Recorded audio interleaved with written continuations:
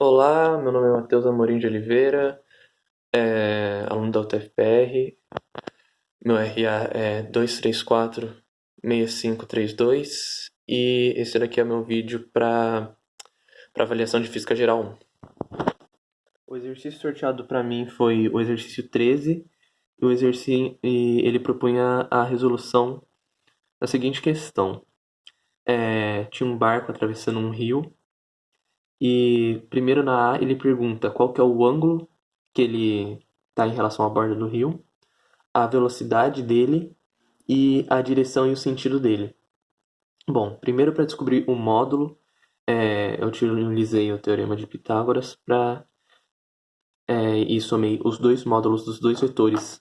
Primeiro, do rio, que seguia a sul e era de 2 metros por segundo, e também a velocidade do barco, que era de 4,2 metros. Somando o quadrado desses dois valores e pegando a raiz deles, você tinha o módulo da velocidade, que era de aproximadamente 4,7 metros por segundo.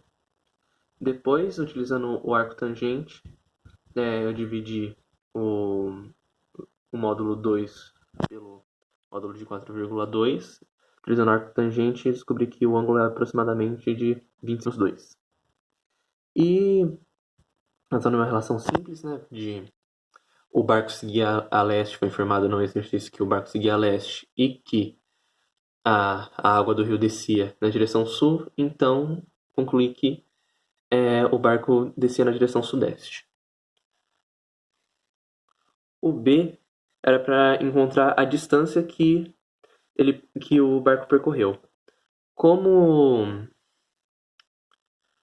como os vetores eram 90 graus, eles tinham um ângulo de 90 graus entre eles, então eu só peguei a distância e dividi pela velocidade e ignorei o vetor do eixo y. Então eu dividi a distância na diagonal pela velocidade e descobri que foram aproximadamente 2 minutos que levaram para o barco atravessar de uma borda a outra do rio.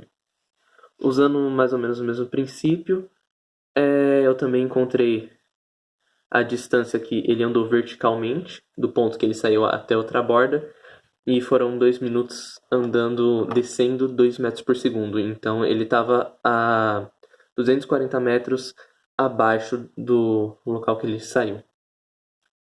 E com isso eu encerro meu vídeo.